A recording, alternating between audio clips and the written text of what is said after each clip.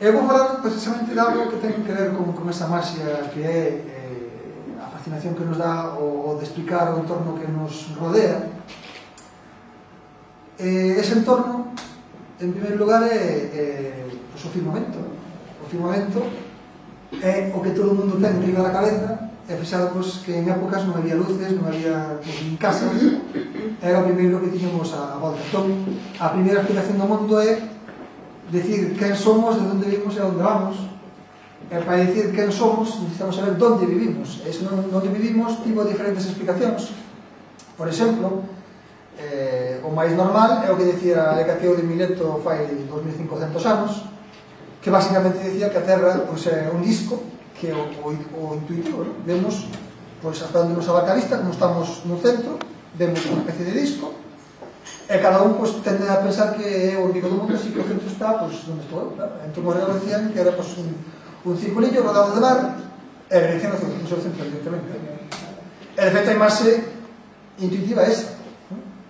Este é un cadro moi famoso, non é un cadro moi antigo, pero reflexa bastante ben o que a sensación, non? De que estamos rodeados por unha cúpula, vemos unha cousa negra de noite, con puntiños, pero claro, a tentación é ir correndo a ver se podemos meter o dedo e pasar ao outro lado, non? Sobre todo que haberá ao outro lado desa cúpula, e sobre todo a que distancia está esa cúpula, non?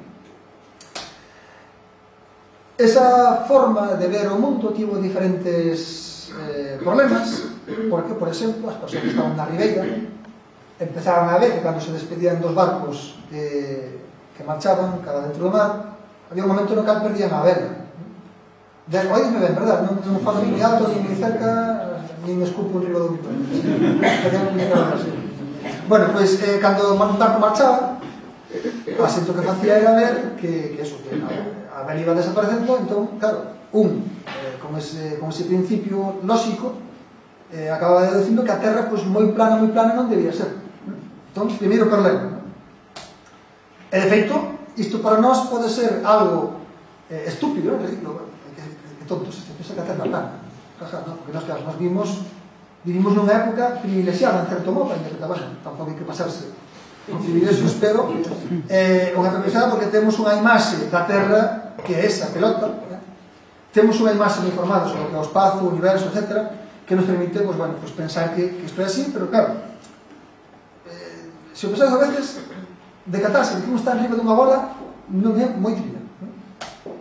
E de feito, o que primeiro se deu conta, se decatou, aparte de empezar a ver que o mar acababa tragando os barcos, foi alguén que veraneaba, por así decirlo, aquí. Esta vila chamábase Siena, está cerca do que hoxe é Asuán, unha gran presa que hai en Egipto, Nilo Baixo, onde aquela debía ser un sitio de turismo. Entón, esta persona, este grego, fixouse que no día do equinoccio do solsticio de verán, o solsticio de verán, o día no cal temos o sol máis alto no firmamento, pois ese día o sol caía a plomo nun pozo. El poñíase dereito e non tiña sombra, porque o sol caía xusto a plomo. Como sabedes, nós vemos o sol inclinado, o sea, nós temos sombra porque estamos no hemisferio norte. Se nos poñemos a andar cara ao sur, chegará un momento no cal o sol nos dé a plomo, e se seguimos andando cara a baixo, chegará un momento no que nos dé por detrás. O sol ten unha posición relativa con respecto a nós que, se non estamos aquí arriba, evidentemente damos de frente, se empezamos a andar cara a baixo, chegará un momento no que nos dé cara a plomo, e se seguimos andando dará na boca. Ben, pero a posición do sol tamén se vai cambiando ao longo do ano, porque a Terra vai cambiando a súa posición relativa respecto ao sol.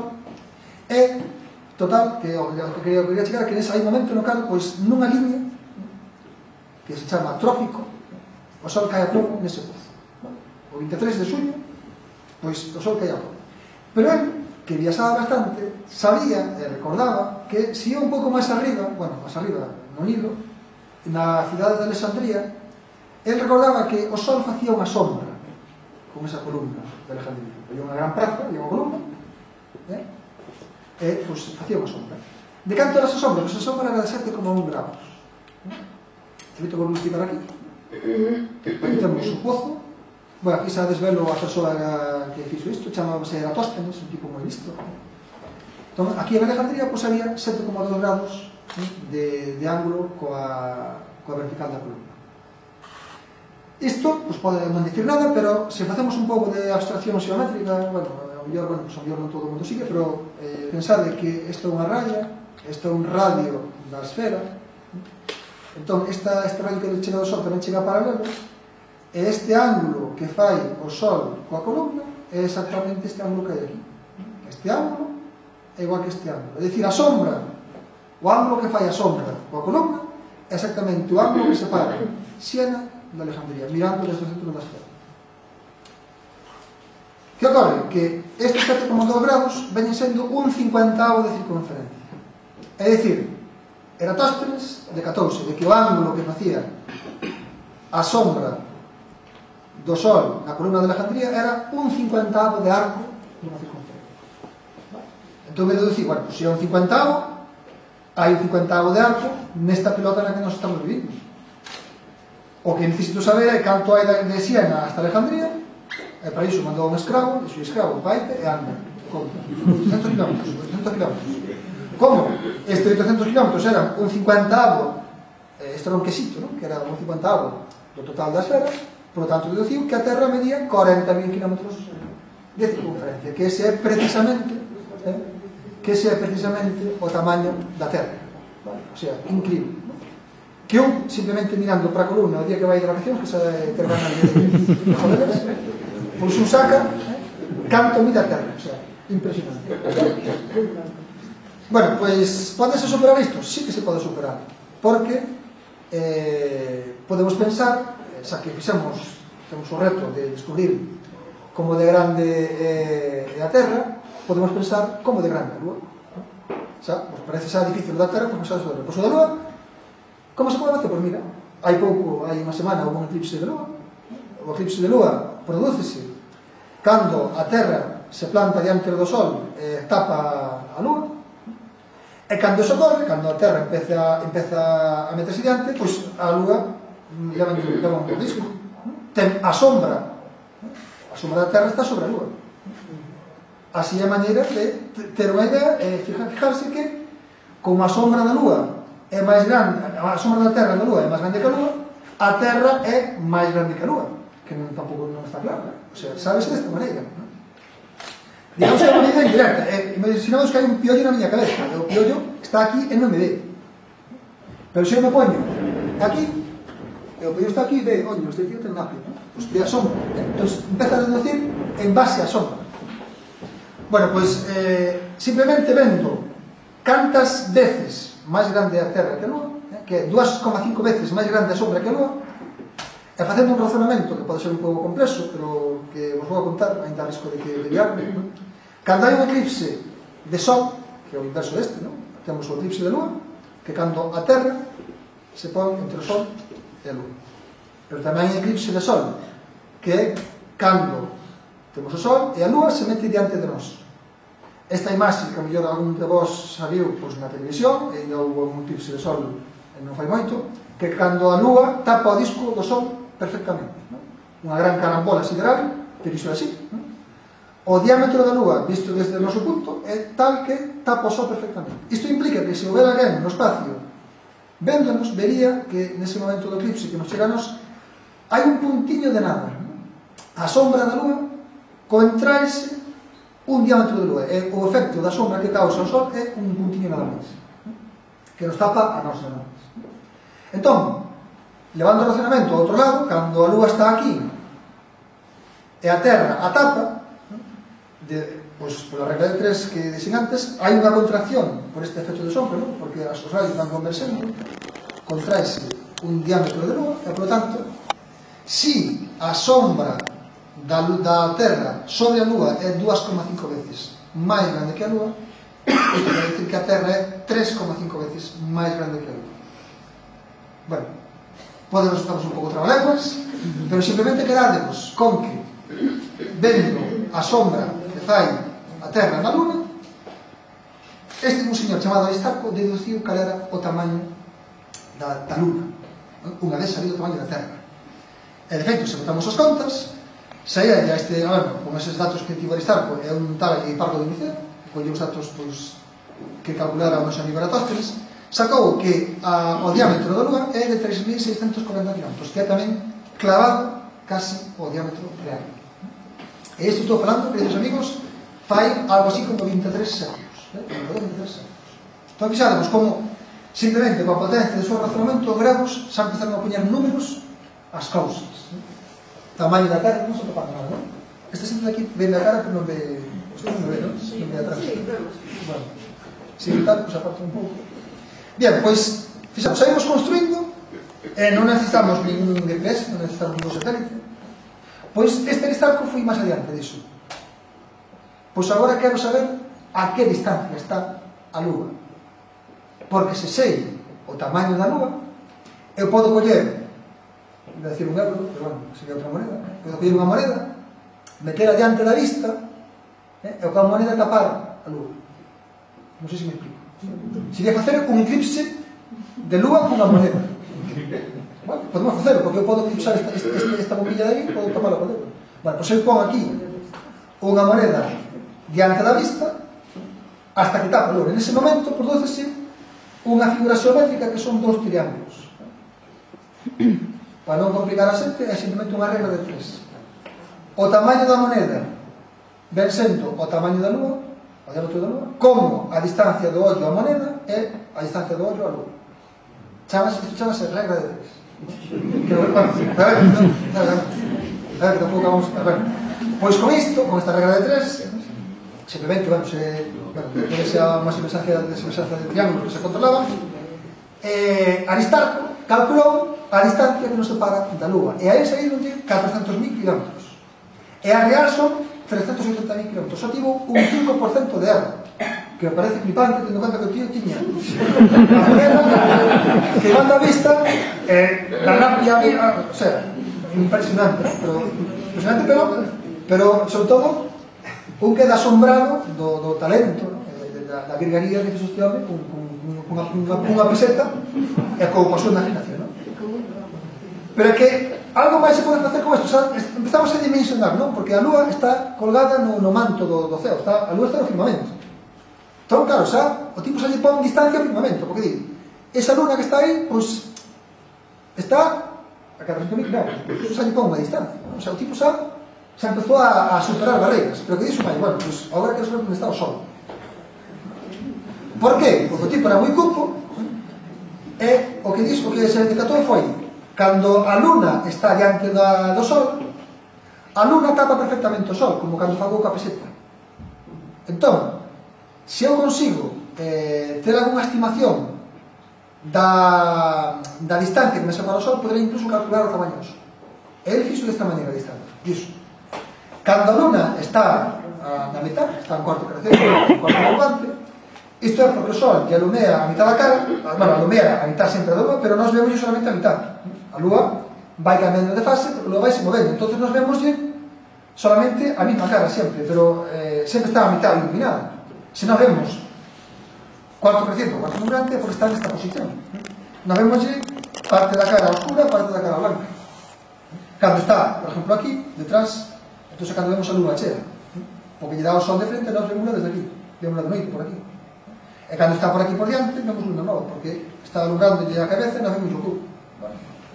Bien, pues entón cando está aquí, el, simplemente por unha cuestión de semellanza de triángulos, por algo que se chama coseno, ou algo parecido que se chama coseno, sabendo a distancia da Terra a Lúa, e medindo este ángulo que separaba a Lúa do Sol, el podía deducir, podese deducir con unha conta moi fácil, a distancia que separa o Sol da Terra ou o que separa a Luna do Sol. Isto chamase cateto, isto chamase hipotenusa.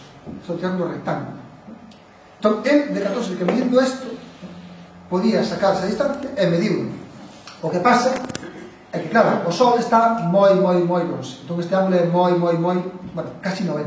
Non? A diferencia entre isto e un número reto casi é unha merdiña.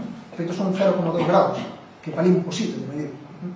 Pero, bueno, ainda así, con esta conta, sabe que o Sol estaba 20 veces máis longe que a Lúa. O sea, parecía xa unha borrada. Porque, claro, hoxe en día, pois falamos de 1000 km bueno, pois é moito ou non. Pero, claro, en aquelas épocas 1000 km é tremendo. Hai un experimento que demostra que a xente ata hai pouco apareábase en 10 km a redonda. É moi fácil, porque iso depende da mobilidade que tes. Se tiras andando ao cabalo, pois ligas a 10 km a redonda. O sea, non vai a como tía que está a 2 km e tes cabalo. O sea, entón isto tamén está demostrado, é un traballo moi bonito. Claro, pero imaginaros, 20 por 400.000, son 8 millóns de kilómetros, que lle parecían como 8 millóns de kilómetros, o sea, non lle caía na cabeza, ¿no? Entón, bueno, pues asustou o mínimo, e, cando ves a media distancia, calculou que como había 20 veces a distancia a Lúa, o Sol tiña que ser 20 veces máis grande pola regla de 3 antes que facíamos a base. Entón, a distancia, siglo II a.C., siglo III a.C., xa calculou tamaño da Lúa, distancia a Lúa, atreviuse coa distancia ao Sol e atreviuse co tamaño do Sol. O sea, increíble, ¿no? Fijaremos, novamente, quero salientar que todo isto só coa súa imaginación é unha peseta, ou pouco menos. Bueno, que pasa? Que a distancia ao Sol é complicada. Porque se o ángulo é moi pequeno, o Sol está moito máis longe do que pensaba Aristarco, e a xente decatábase de que ese erro tan pequeno no ángulo levaba a unhas fluctuacións moi grandes do valor, e ao longo da historia da astronomía hai unha serie de nomes ilustrísimos, que cada un deles intentou dar esa distancia. Entón, como vedes, hai nomes que van desde Aristarco, Arquímedes, Ptolomeo, Copérnico, todos eles intentaban imaginar, pero era moi complicado. Bien, pois o problema non tiña que ser solución ata que chegou este señor, que se chamaba Kepler, Johannes Kepler. Xa nos estamos movendo, quizás vos a data na que viviu, século XVI, século XVII. Si pasaron casi 2000 anos. Digo isto sempre porque, bueno, ainda que a xente de secundaria sempre comenta nas aulas que o Renacemento foi un período importante, o Renacemento foi un período máis que importante porque se superou un período escuro en moitas partes do saber. É curioso ver como o saber humano agroma de golpe en todas as artes, na pintura, na poesía, na ciencia. Parece como se a humanidade se pusera de acordo para florecer nunha especie de primavera rara, non?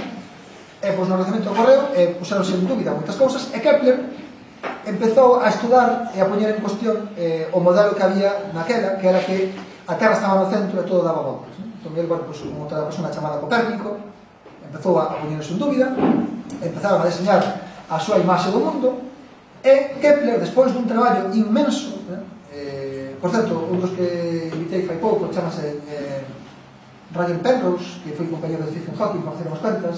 Penrose comentábame que ele intentou facer, isto é outra cousa, gustaballe articular todo o seu conocimento do mundo en base a polígonos, e ele intentou cubrir unha superficie con polígonos irregulares, cousa que non pudo, e este Penrose é a primeira persona na historia que o conseguiu. Entón estamos os dous a ver se encontramos un grabado de Kepler donde fixo esta historia, e entón se encontramos, pois a tener noticia. Pero, empezamos paréntesis. Bueno, ok, que Kepler, despois de moito traballo, que acouse unha cousa, que existe unha relación constante entre o tempo que lle leva dar a volta a un planeta alrededor do Sol e o radio dese xiro. Non sei se me explico. O sistema solar é como unha rotonda, hai o Sol que está no medio e o planeta está no medio alrededor. Pois Kepler decatouse de que o planeta que vira máis rápido, é dicir, o planeta que vemos que pasa máis rápido en torno a nós, é o que está máis cerca, é o que corre máis lento, é o que está máis longe. É a chamada terceira lei de Kepler. Isto é igual para todos os planetas.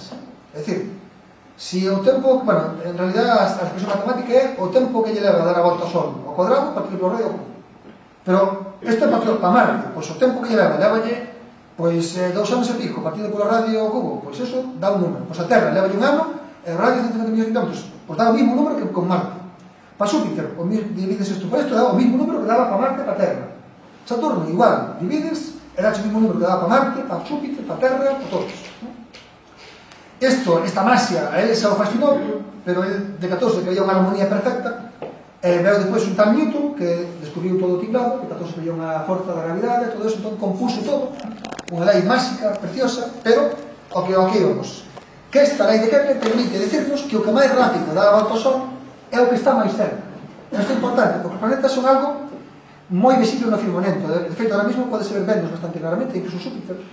Son puntos moi brillantes que están no firmamento. Ven esas estrelas, hai unhas moi brillantes, pero hai un punto que ten unha luz máis morna, máis apagada, e E de feito está aquí, pero dentro de 2 meses xa non está aí, móvese. Isto é un planeta, unha estrella errante, é un planeta, e daquela, pois, a xente xa coñecía e identificaba perfectamente os planetas visibles, toleaban un pouco para describir como se movían, pero acabaron descubrindo como se movían, dando voltas alrededor do Sol.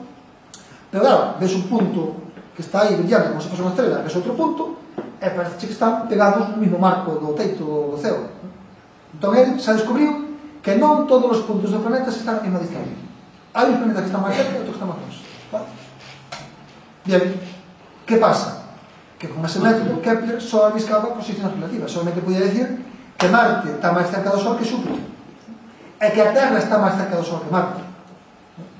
Por exemplo, incluso podía sacar que Xúpiter está 5 veces máis longe do Sol que a Terra, ou que Saturno está 10 veces máis longe, pero non había maneira de sacarlo. O sea, máis longe sí, pero a Terra canto está do Sol. Bueno, pois iso que me resolviu foi un tal Cassini, Giovanni Cassini, que ele, pois decatou unha cosa moi sencilla, que cando un está mirando, por exemplo, este señor que me está sacando aquí co vídeo, poño o dedo, e co dedo tapo o objetivo da cámara, e cerro o ollo, non? Entón, con este ollo non estou vendo o dedo, non vexo a cámara, pero se cerro este ollo e abro outro, cambia a miña posición do dedo con respecto á cámara.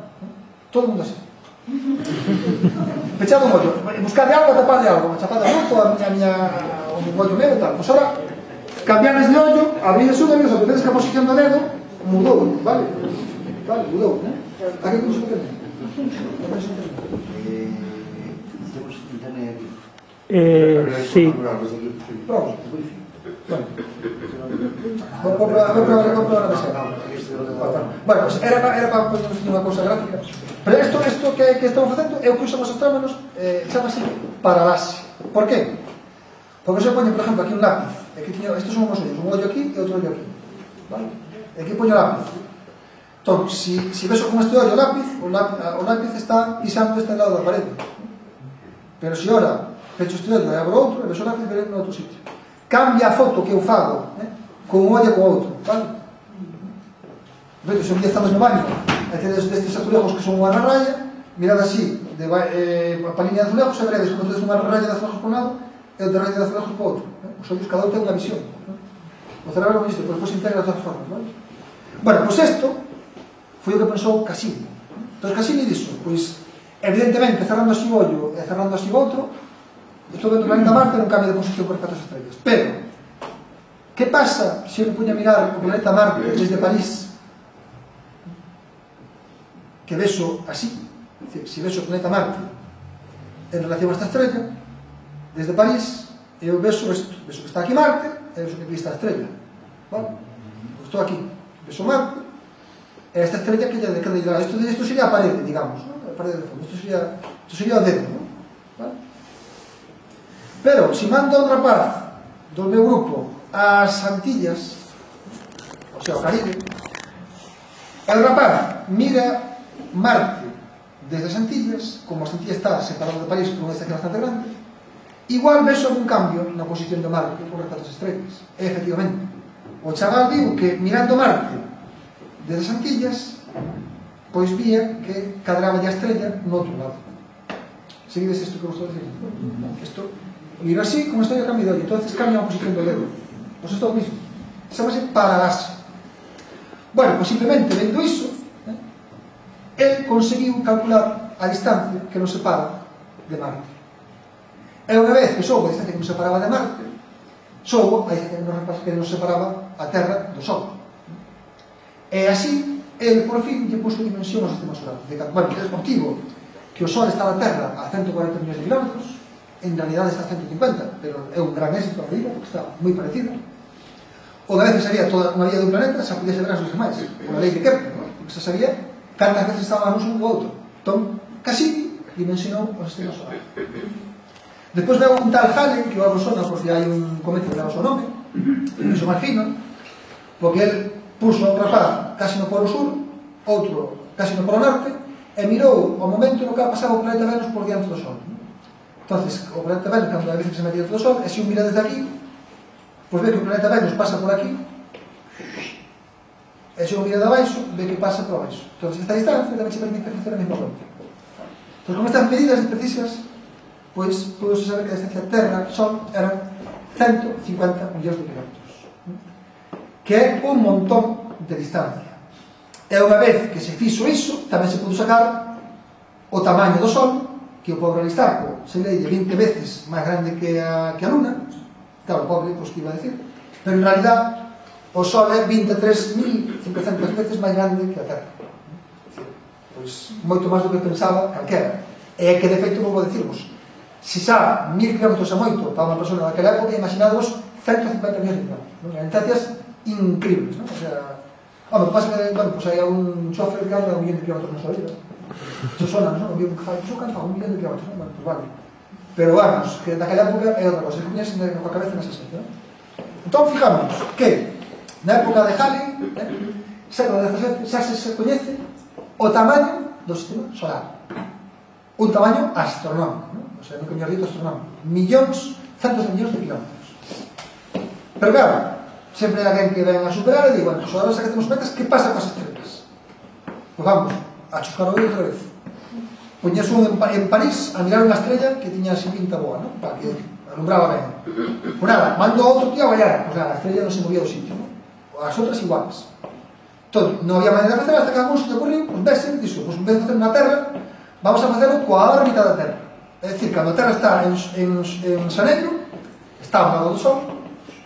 Cando está en xullo, está no outro lado do Sol. É dicir, a Terra é esta, e a Terra orbita alrededor do Sol. Vale? Este é o Sol, esta é a Terra dá voltas alrededor do Sol. Entón, levanos un ano dar unha volta completa.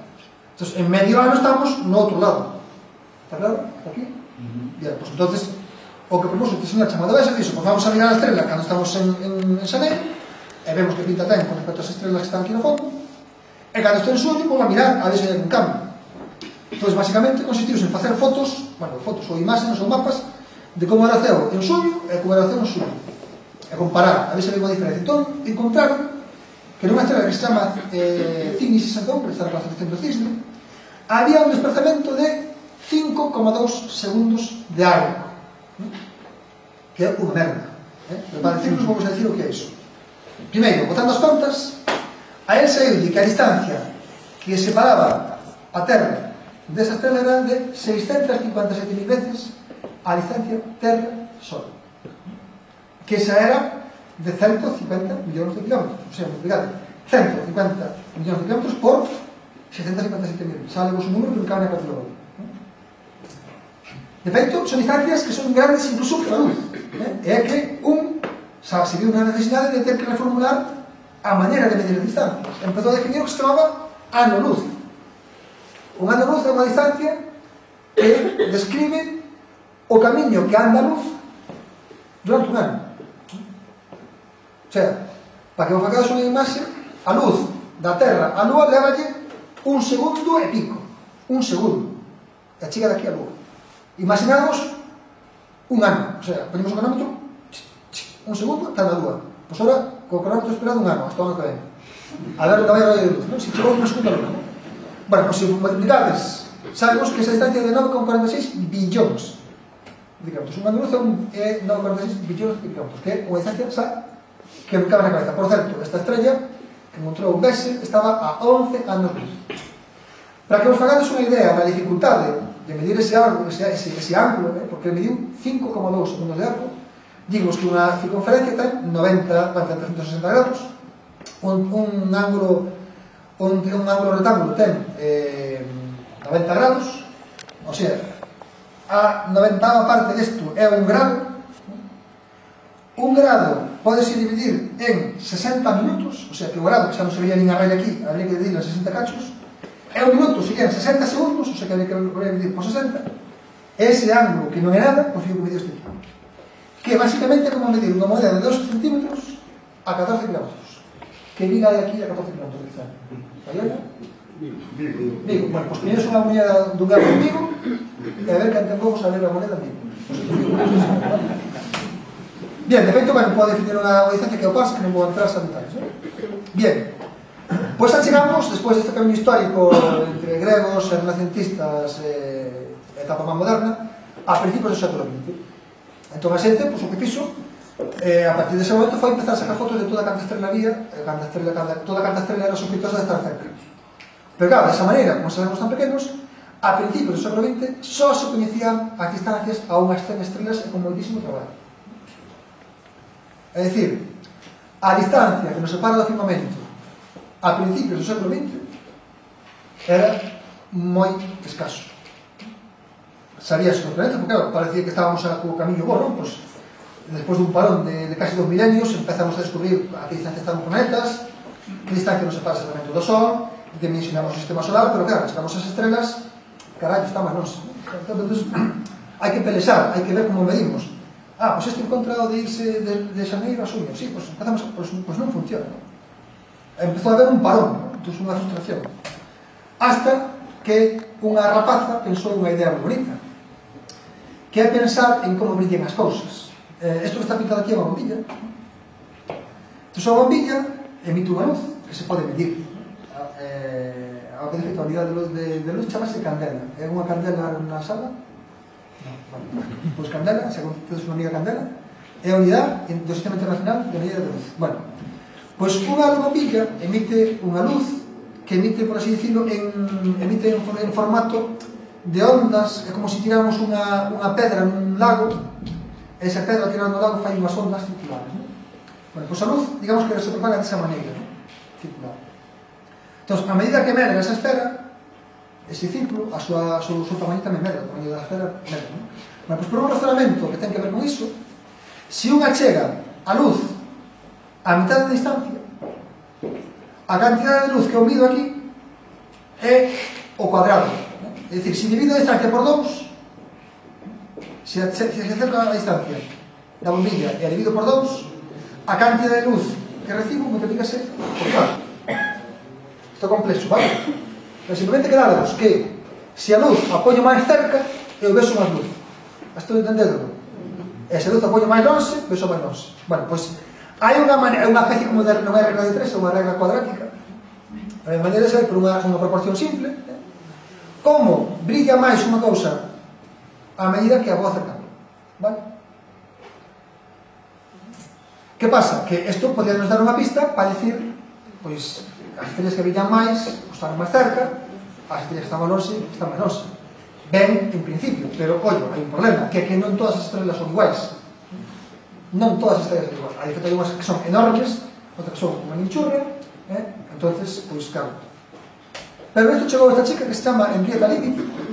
Esta chica, pois, encontrou unha maneira de salir do problema, non? De saber de que estilo é cada estrela. Ela estudiou estrelas pulsantes. Hai estrelas que, por así dicirlo, respiran.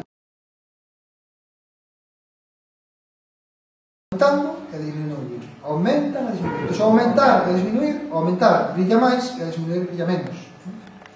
Entón, que pasa?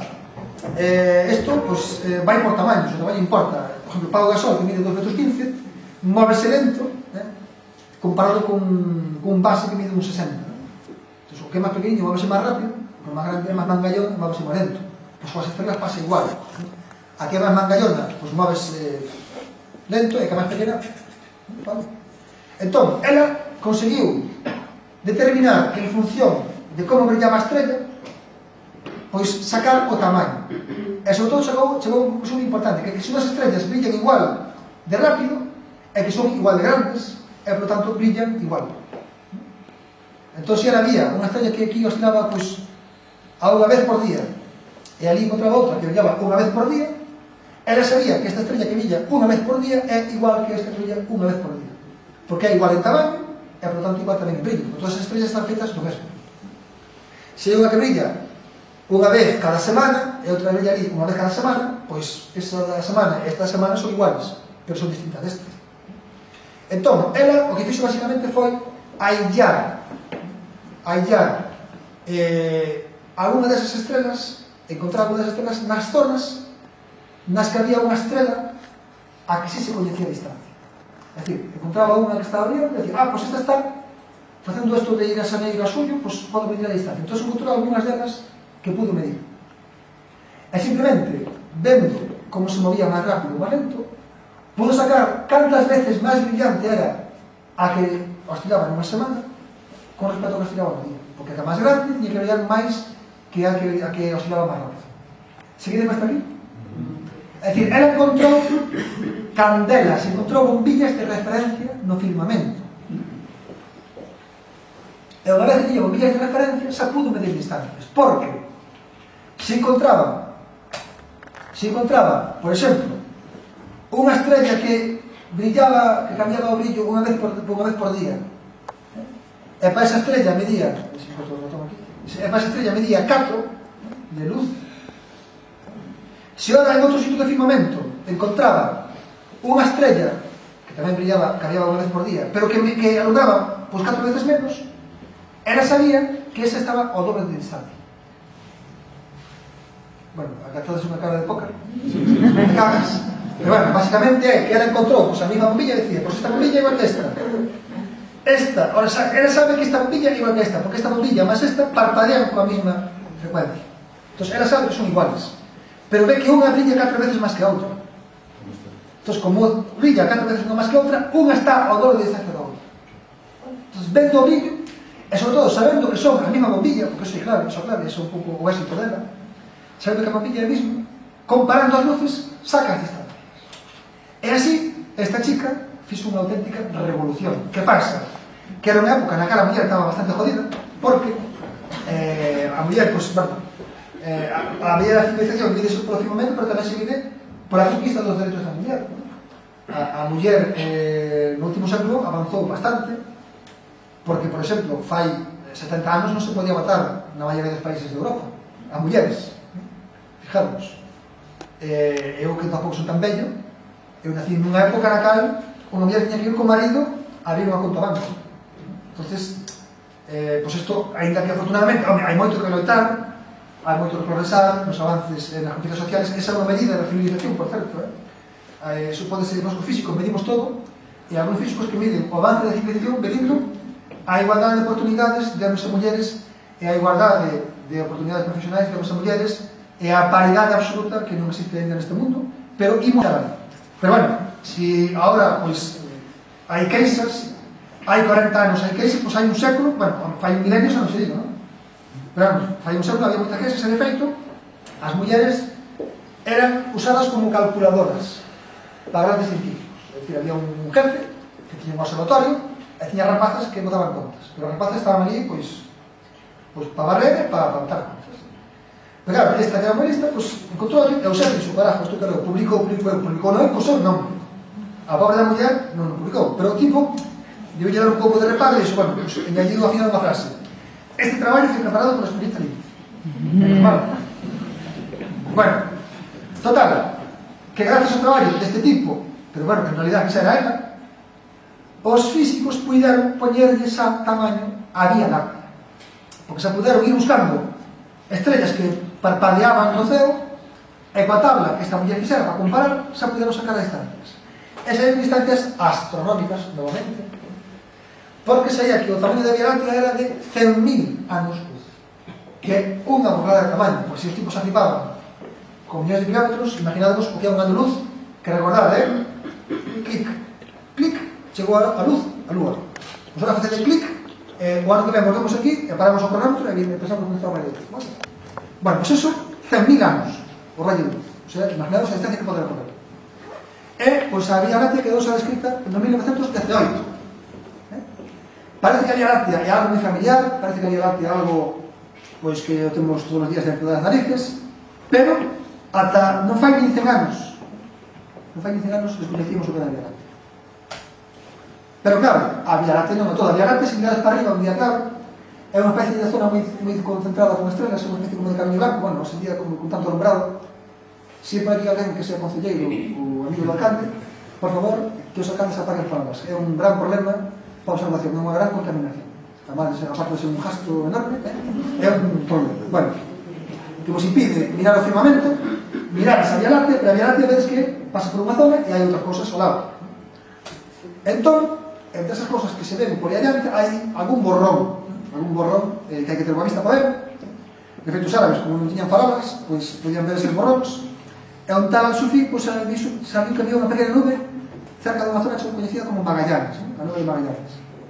E cando, pois, máis adiante na historia, sale telescopios bonitos, e empezaban a meter unha foto ao telescopio, vían que tiña unha estructura como espiral, Entonces a xente pode dicir, bueno, isto que é un cacho unha cosa que non tío, que son os cascotes que están dando voltas por aí, gas. Entonces a xente empezou incluso a decir que, bueno, que son mellor é outro universo, outra galaxia, ou así, unha cosa como esa. A xente xa decía que, bueno, non toledes, porque ningún investigador competente pode soster que exista unha nebulosa que sexa un sistema estelar de rango comparable a Vía Láctea. É dicir, a xente non hai ningún século pensaba que a Vía Láctea era casi toda a galaxia. A Vía Láctea era o sistema estelar no que estaba todo o universo metido, porque era as estrelas que íbamos 100.000 anos luz. Que caballo pode ver máis longe? O sea, é imposible. Claro, o sea, como ese tamaño, que está todo, non se pode ir máis aló, porque aí desaparece, non?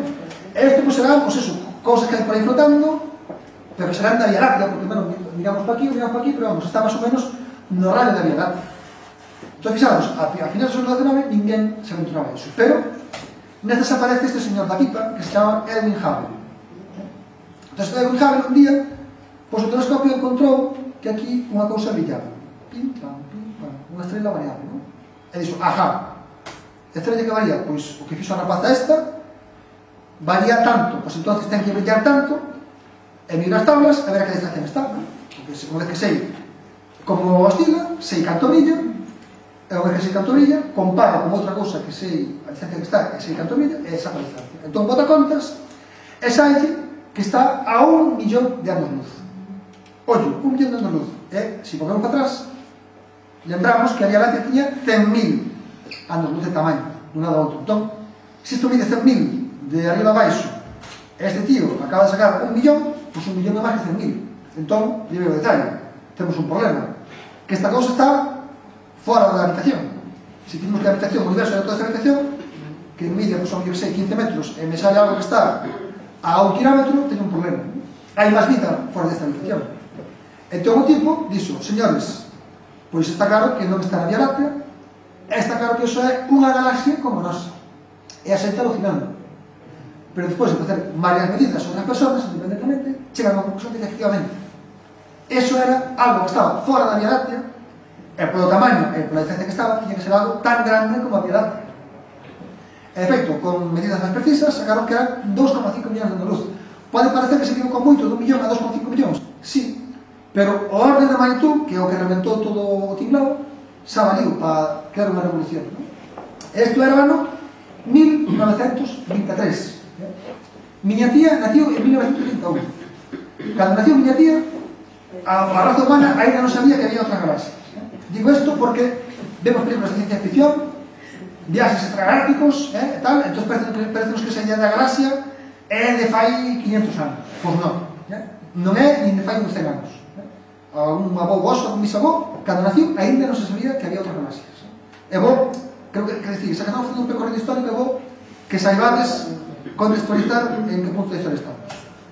Bueno, pois efectivamente, con un millón de fotos, vese que, evidentemente, Andrómeda é unha galaxia como a nosa.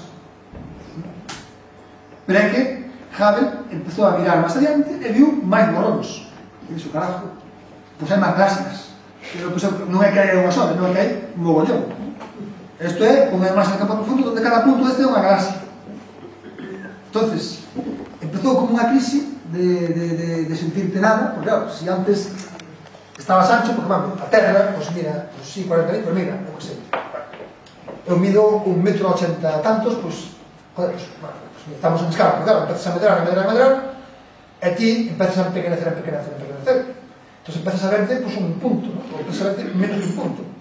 Entón empeza esa cura de humildade de que pois, o universo é moi grande para nós, e empeza o problema tamén, como non, de medir a que distancia están esas galaxias, claro. Porque, evidentemente, a Andrómeda está moi cerquiña, pero algunhas de por aquí xa non tan cerquiña. Xa non hai estrella que brille, que campe, porque aí xa non ves nin a estrella, non ves nin a veces nin a ningún punto da galaxia. Entonces, Hubble decatouse de unha cousa, que cando vai, por exemplo, nun tren, ou cando vai nun coche, por exemplo, por aquí, por a rúa esta de Gondomar, non sei, a avenida, que Campo da Feira. Campo da Feira, no Campo da Feira, e na rotonda esa que non pasa rotonda. E ven o coche pitando, como me veo a mí cando diga curva mal, pois ves que ven, piiii, vale, fai isto, non? Acércase, cando se acerca, pois o sonido máis agudo, piiii, e cando vai, pois se chama efecto Doppler.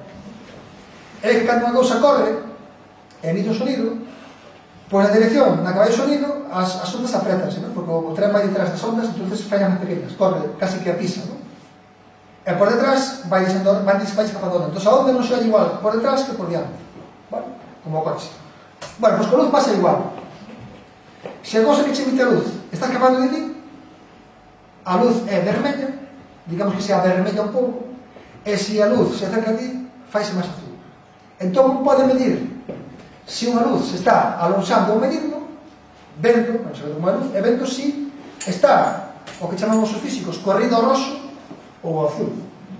Feito unha estrela, ten uns elementos, hidrógeno, outros elementos que teñen, por así dicir, un DNI. Entón, a xente sabe o DNI das estrellas, e sabe o DNI das galaxias. Pero se ese DNI, cando se casa foto, está corrido, vendo como ese corremento, pode saber se está escapando de ti ou se está vindo para ti. É dicir, como se te pos con os ollos tapados, cando non apagates, na rotonda esta, polo menos, e poñeros aí, a ver, en función de como me pinta o coche, vou a ver se me vai atropellar ou se non me atropella, non? Entón, se me mira, coño, ven para min, se vai ir, pois sí que marcha, non? Entón, vendo, así, se marcha ou se ven, co eiro, bueno, pois co ollo que nas todas. Entón, Hubble fixo eso, dedicouse a medir corrementos a vermelho. E o tío encontrou que só había corremento a vermelho, o sea, que ninguén se acercaba a nos, o tío flipaba, non? O sea, como se os tuveran asco, non? A galaxias. Todo quis que marcha de nós, todo. Non había galaxia que non marchara de nós. Entón, bueno, pois, empezou a botar contas, unha especie de cousa parecida ao que será este chico Cordo, vendo a Andrómeda do mar, pois empezou a tal, e sacou unha lei que lle permitía sacar a distancia que nos separa unha galaxia. Esa lei é a lei de Hubble. É unha lei da máis proporcional, é dicir, o corremento vermello, o grado de corremento vermello, dá un grau de separación ao noso punto de medida. E ademais, as galaxias que están máis longe de nós, inda por riba, son as máis corridas. É dicir, as que están máis longe escapan máis rápido de nós. Se saca unha medida para medir a distancia da galaxia, vendo o corremento, pero ademais o tipo observou que as que estaban máis longe, inda por riba escapaban máis rápido. É dicir, canto máis longe, o que é máis longe, máis rápido vai de nós. O que é un pouco chocante. De feito, bueno, establecido é unha lei, non? O corremento vermello dunha galaxia é a proporcional a distancia que esta nos separa de nós, que é o mesmo medido de distancias, vale? Moi ben, porque ademais, ollo, o universo expándese, porque esa cousa que tiñamos na cabeza de que as galaxias estaban quietas, pois non, chico, escapan, hostia, que me corre, o sea, que xa houve que medidas o distancia, pero cando vas medir, resulta que escapas. O sea, fijademos o follón que se armou, o tipo se armaba o follón, era un pouco fiero, non? Primeiro era o follón con a galaxia, dicindo que hai máis galaxias que un, e ainda por riba nos di isto. Entón, claro, unha gran crise, outra vez, existencial, non estou unha cosa de psiquiatra, non? Somos dito, non? E, bueno, pois esa crise merece unha homenaxe, de feito, pois cando a NASA lanzou o telescopio orbital, que tantas contribucións fixo ao saber, púsolle o seu nome unha moi merecida homenaxe, que estivo ameazada, por certo, isto xa un cotilleo, que é un medio cotilleo por culpa deste señor, por culpa del nome. Porque este señor era un cura belga. Este señor era moi listo e dedicouse a facer contas sobre a teoría da relatividade de Einstein, non? Entón, facendo contas e vendo os datos astronómicos, este señor chamado Lemaitre, Georges Lemaitre, descubriu este do corremento vermello antes. O sea, isto de que as galaxias fusen de nós, ele encontrou 2 anos antes que Hubble. Hubble encontrou no 99 e descubriu no 97. O que pasa que ele publicou nunha revista, bueno, non era ambicioso, pois o que folla sería Barmisa ou o que sei, e publicaba pois, na folla parroquial de ali ou nunha revista de por ali. Bueno, claro, Hubble xa era un tío profesional, publicou nunha revista norteamericana potente, entonces Hubble quedou como gran héroe, e este que fixera o traballo antes, pois ninguén sabía dele. E de feito, 4 anos despois publicouse a traducción do artículo deste señor nunha revista norteamericana, pero as follas claves non estaban. Entón, isto descubriuse fai 6 meses. Foi un follón que te cagas, porque incluso houve xente que, claro, vía a man negra de Hubble, como era un xeo moi importante, pois tiña visto a un amigo na revista e dixo, ostra, isto vai me joder a mí e tal, quite de follas que te nos explicaron na parroquia e tal. E claro, algos un follón, incluso se pediu a NASA que quitase o nombre do telescopio, xa morto, tío, imaginados. E isto desde aí poucos meses? Fai 6 meses. Pero fai 2 meses encontrouse unha carta, porque montou un follón que todo o mundo se puso a buscar, do propio cura, dicindo que por favor quitaran eso, porque os datos tampouco eran tan precisos, e tampouco, o sea, o tipo non se daba cuenta, e el mismo pediu que lle quitaran as follas. porque tampouco quería xa está para frente. Mira, a mí que máis me dá. O sea, esto hoxe en día non pasa. Os científicos somos extremadamente competitivos, levamos un cuchillo nos dentes todos os días para apuñalar a aquel que vai por diante, pero este home, pues era cura, evidentemente, pues aí demostra a súa voz cristiana.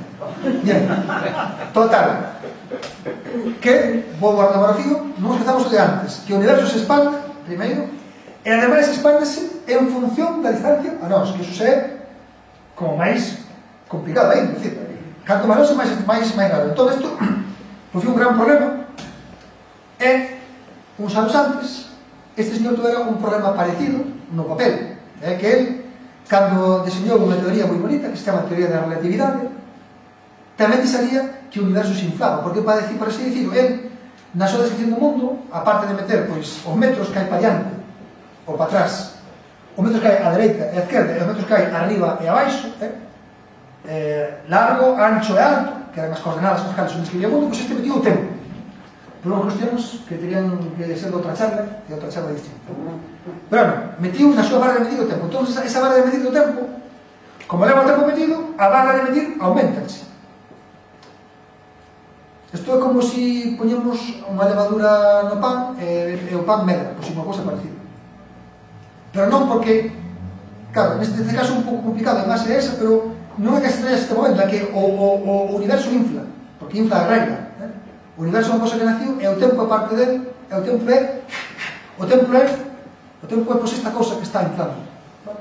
O universo está inflándose, ele, de seu, porque unha vez que iniciou o tempo é algo que vai inflando o universo. Entón, con esta imaxe, Einstein, que se chamaba o señor, decatouse de que por fin a súa imagen era correcta, porque ele sabía que as galaxias, por así decirlo, como algo pintado no exterior deste globo, e se un empeza a separar, a galaxia que está máis longe, pois o globo hincha máis polas partes de fora. Entonces, esta parte de fora se separa máis. Se nós estamos aquí, por así decirlo, e o globo se está inflando, o punto que antes estaba moi cerca de nós, pois agora está máis longe. Pero que ademais todo está máis longe de todo. Non é que nós sexamos aprestados, é que nos imos a outro punto, e poñemos aquí a mirar, e tamén todo escapa de nós, porque estamos no mesmo globo, e o globo infla, entón se inflar, pois o plástico expándese e estamos máis separados uns de outros. Non é que se separen de nós, é que todo se separa de todo. Entonces, el que tuvera que facer unha paña na súa ocasión para arreglarlo, pois dixo, coño, pois mira, aquí ahora o Javier este nos acaba de dicir que a miña ocasión estaba ben.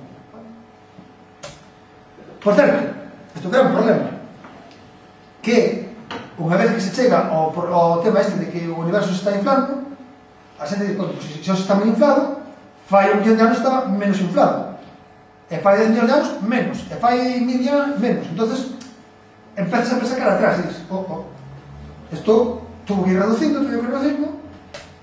e claro, o cura de antes que se da cuenta en a súa casa dixo, este inflado tivo que ter un comezo, porque se ahora é grande, máis grande que antes era máis pequeno. Entón, foi cara atrás e dixo, pois isto tuvo que salir dun puntiño, ¿no? Entón, de feito, publicou un artículo pues, moi conocido, moi famoso, hipotetizando que o universo poseíra pois unha cosa moi pequena, ¿no? Unha cosa máis o de pequeno tamaño é unha cosa un pouco complicada de decir, porque o tempo máis está metido, pero vamos, digamos que é algo que nació pois dunha cousiña máis pequena que a outra. E de feito, pois o cura armou outra vez un follón que te cagas, e de feito no ano 49, ainda se non creía, é un tipo chamado Fred Hoyle, que é un tipo moi famoso, dixo, este cura está taladrando, isto é, que foi un Big Bang, que foi un gran estalido, non? O sea, que claro, como se fora, porque a imagen, claro, que é unha cosa que está empezando, o sea, somente no que empezou, e de repente todo, boom, non? Explotar para ir expandíndose. Entón, o tipo se le tiro pola culata, no camiñadito, porque o do Big Bang, que dixo de coña, para joder ao outro, quedou como un nombre do Big Bang. É a famosa teoría do Big Bang. E de feito, houve un problema, que a teoría da relatividade de Einstein, que en certo modo describía o universo, tiña un problema, porque cando un vai describindo o universo co tamaño que ten, ben, pero cando chega a un punto, en un punto non se pode, é como se queres facer unha casa, pois non a baldosa, non podes facer a casa porque non ten baldosa, entón había un problema. Entón, ese problema na relatividade resolviu un científico británico que se chama Stephen Hawking, nos anos 60. Entón, unha vez que Stephen Hawking resolviu este problema, xa quedou todo o mundo tranquilo, porque resolviu que a teoría da relatividade xeral podía perfectamente ser compatible con esa imaxe, co cal o Big Bang é unha teoría aceptada. Por certo, estou no Café de Finisterre, cerca da miña casa, son de Baio, que me invitei un día a dar unha volta, e gostou moito Fisterra, moi procedes, por certo. Bueno, este artículo que fixo co seu colega Pedros, que estivo por aí unhas 15 días aquí, vale? Que, por certo, bueno, acaba de cumpleaños o 8 de Xaneiro, cumple 70 anos. Cando se cumple 70 anos, os científicos de gran nombre fan unha cea tremenda, bueno, tremenda, como unha boda ou así. E a mí invitou no técnico de college, na Universidade de Cambridge, que é a cosa máis pija. Pois máquina que pode haber, hai que ir de frac con estilo inglés de protocolo, e a ver que bueno, digo isto porque o seu compañero, Roger Penrose, foi o premio Fonseca, que está organizado por Soabeiro desto que eu fago, do premio Conciencia, foi unha experiencia interesante. De feito, ele agora incluso di que hai universos anteriores a este, pero eso é demasiado profundo, así que vamos a saltar. Bueno, ao que estábamos, que gracias a Hawking, a idea do Big Bang foi aceptada. Estés onde estés. Perdón, é aceptada porque cumples a lei de... É aceptada porque... A lei de Einstein é... Porque a relatividade, que hai que describir eso, encaixa con isto. Además, porque ves que infla, entón foi para baixo, e o problema que había de construir, pues este resolviucho, entón xa está. Pero claro, canto inflou? Pois inflou, canto leva dictando? Pois un pode sacar iso tamén. 13.700 millóns de anos.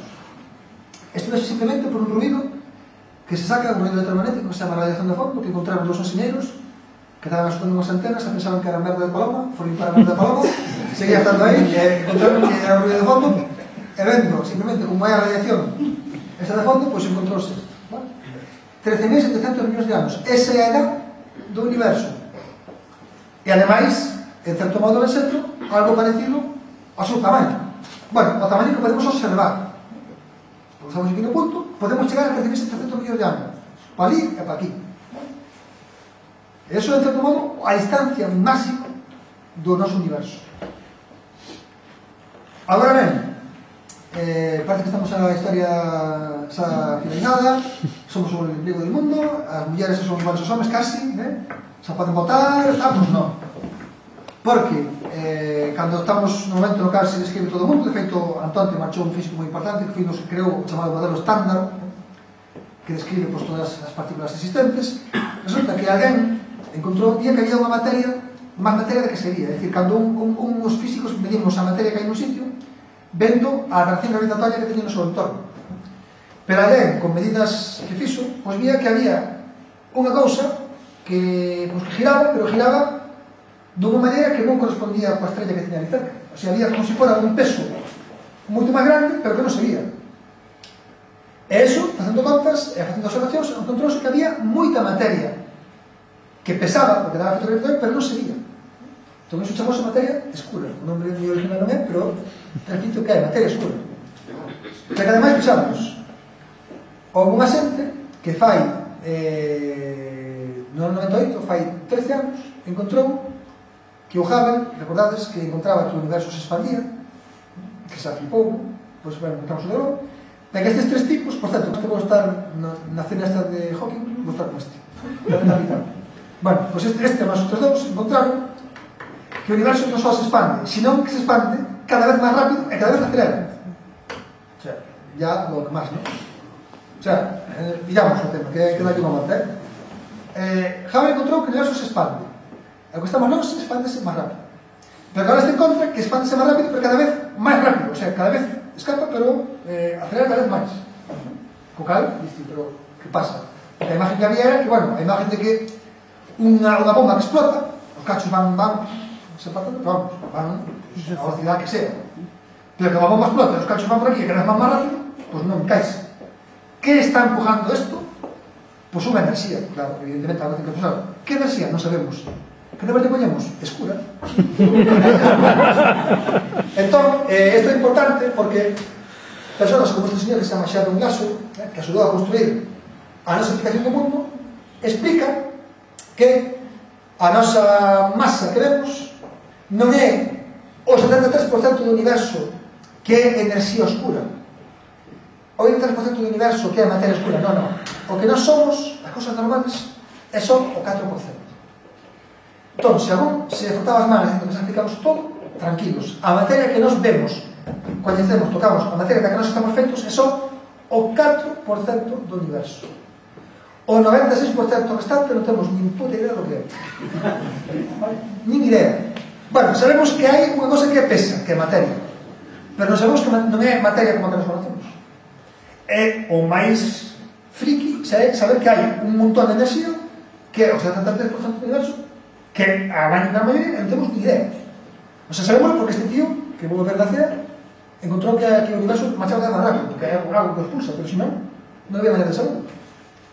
Entonces, pois, eso é o rollo, aquí quedamos. Pero